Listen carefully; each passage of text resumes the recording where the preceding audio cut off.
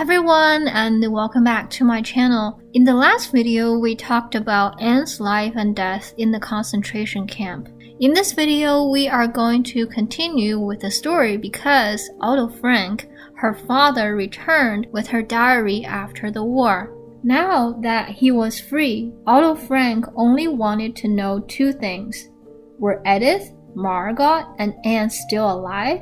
And where are they? He had not seen them since they had arrived on the platform at Auschwitz-Birkenau. Otto slowly regained his strength.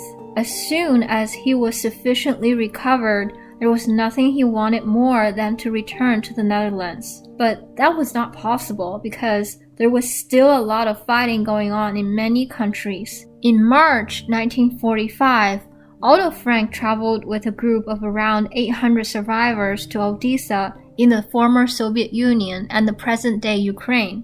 Along the way, he met Rose de Winter, who had also been in Auschwitz. She told him that Edith had died in the camp and that Margot and Anne were taken away. She did not know where they went. In Odessa on the Black Sea, the group had to wait a month for a ship that would be sailing in the direction of the Netherlands. There, they learned that Nazi Germany had capitulated. The Netherlands was a free country again. On May 21st, they traveled by the ship, the WWII, to Marseille in France. From there, Otto continued on to Amsterdam overland.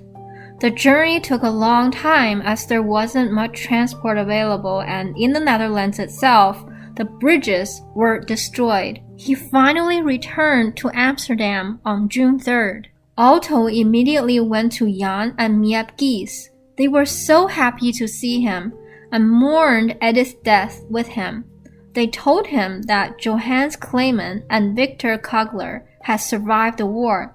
They all hoped that Margot and Anne would return. On June 12th, Otto could not help thinking about Anne all day, as that would have been her 16th birthday.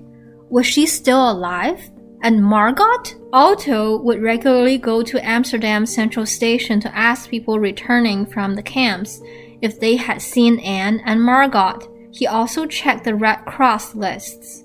The survivors would mark the names of those who had died with little crosses. One day, he saw crosses behind Anne and Margot's names. Otto went looking for the people who had made those crosses. They were Jannie and Liege Brillis Lichber. They had been imprisoned in Bergen-Belsen and told him that Margot and Anne had died of typhus. Otto Frank was devastated. Not only his wife, but his children were dead. When Miep heard that Margot and Anne were not coming back, she went to her desk. In a drawer, she had kept the papers from Anne's diary for all that time.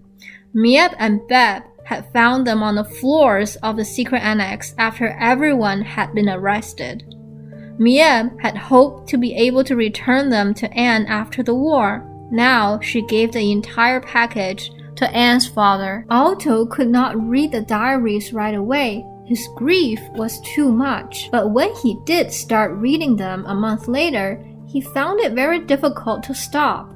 He discovered a completely different side to his daughter Anne, her serious side. She had described their time in the secret annex so precisely, so well, and with great humor. He had forgotten so much of that. He typed out some of the text for family and friends. What should he do with these? Anne herself had thought she would like to publish a book with the title The Secret Annex. Otto decided to make this wish come true, and he compiled a book from Anne's texts. But it was difficult to find a publisher. Many people in the Netherlands did not want to be reminded of the war. They wanted to look to the future and forget the horrors of war as quickly as possible.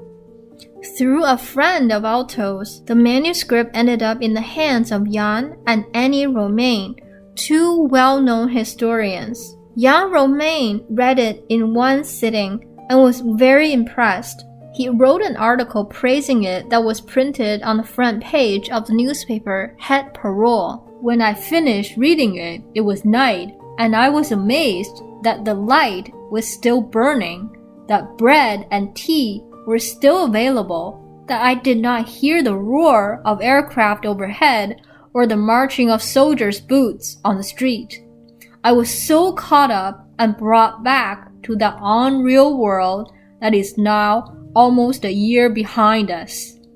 Shortly after this, the Contact Publishing Company got in touch with Otto Frank. They wanted to publish Anne's diary. In 1947, 2 years after the war, Het Achterhuis, The Secret Annex, was published with a foreword by Annie Romaine. The first issue was around 3,000 copies. After a few years, there were translations into German, French, and English. The foreword of the American publication was written by Eleanor Roosevelt, wife of the American president. She wrote, "This is an astonishing book, written by a young girl, and young people are not afraid to tell the truth. It is one of the wisest and most moving commentaries of war and the effect of war on humans that I have ever read." When there was a play in the United States and later on a film made about the secret annex, the diary became famous all over the world.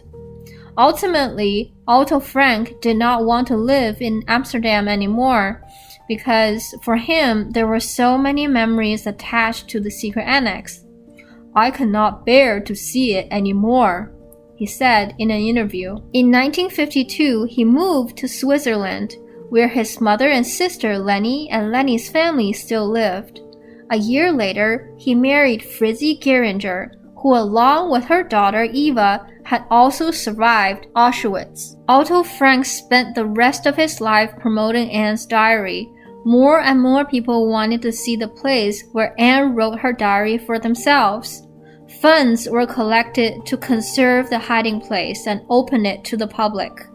The Anne Frank House opened its doors on May 3, 1960. The hiding place became a museum. Naturally, Otto Frank was present at the opening.